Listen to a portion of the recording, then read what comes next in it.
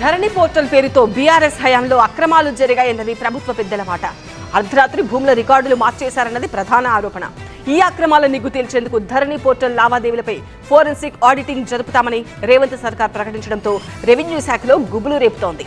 మరి ఏ లావాదేవీలపై ఆడిటింగ్ చేస్తారు, ఎవరిని బాధ్యులుగా చేస్తారు?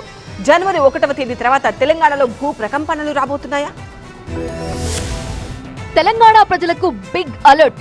తెలంగాణ కాంగ్రెస్ ప్రభుత్వం తీసుకొచ్చిన భూభారతి నూతన ఆర్ఓఆర్ చట్టం జనవరి 1 నుండి అమల్లోకి రానుంది.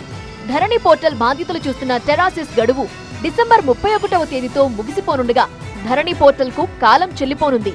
దీంతో భూభారతి పోర్టల్ ను నేషనల్ ఇన్ఫర్మాటిక్స్ సెంటర్ పూర్తి స్థాయిలో నిర్వహించనుంది. ధరణి పోర్టల్ పూర్తి వివరాలను ఎన్ఐసికి టెరాసిస్ బదిలీ చేయనుంది.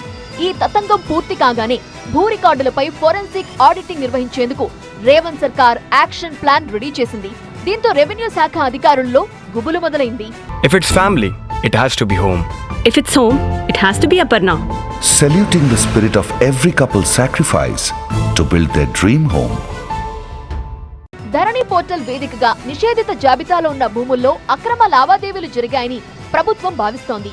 రాత్రికి రాత్రి నిషేధిత జాబితాను అన్లాక్ చేసి వారికి కావలసిన సర్వే నెంబర్ను తొలగించి మళ్లీ ఆ జాబితాని లాక్ చేశారన్నది ప్రధాన ఆరోపణ. ఈ నేపథ్యంలో నిషేధిత జాబితా భూములే టార్గెట్ గా ఈ ఆడిటింగ్ జరగొచ్చు అనే చర్చ రెవెన్యూ వర్గాల్లో జరుగుతోంది. ఇప్పటికే రాత్రికి రాత్రే 100 ఎకరాలు కొల్లగొట్టారని స్పష్టం చేశారు ప్రభుత్వ పెద్దలు. దీంతో అర్ధరాత్రి వేళ ఎవరు లాగిన్ అయ్యారు, ఏ సర్వర్ నుండి ఏ ఐపీ అడ్రస్ లావాదేవీలు చేశారు, ఏ సర్వే నెంబర్ నిషేధిత జాబితా నుండి తొలగించారు, ఈ అంశాలపై ప్రభుత్వం ఫోకస్ చేయనుంది. ఫోరెన్సిక్ ఆడిట్ లో ధరణి లావాదేవీలు, ట్రాన్సాక్షన్ హిస్టరీ ద్వారా కీలక విషయాలు వెల్లడి కానున్నట్లు ప్రభుత్వ వర్గాలు భావిస్తున్నాయి. సుమారు 2 లక్షల కోట్ల ప్రభుత్వ భూములు ప్రైవేట్ వ్యక్తుల పరమైనట్లు ఇటీవల వెల్లడించారు డిప్యూటీ సీఎం భట్టి విక్రమార్క. నిషేధిత జాబితా భూములు రాత్రికి రాత్రే ఓ పెద్ద మనిషి సమక్షంలో డీల్ జరిగిందంటూ రెవెన్యూ శాఖ మంత్రి పొంగులెట్టి కీలక వ్యాఖ్యలు చేశారు. దీంతో ఇప్పుడు ఫోరెన్సిక్ ఆడిటింగ్ పై ఆసక్తి నెలకొంది. ఒక్క హైదరాబాద్ పరిధిలో సుమారు 15,000 ఎకరాలు హాంఫట్ అయినట్టు గవర్నమెంట్ పెద్దల మాట. 2014 నుండి రికార్డులు పరిశీలించి ధరణి పోర్టల్ లావాదేవీలపై ఫోరెన్సిక్ ఆడిటింగ్ చేయిస్తోంది.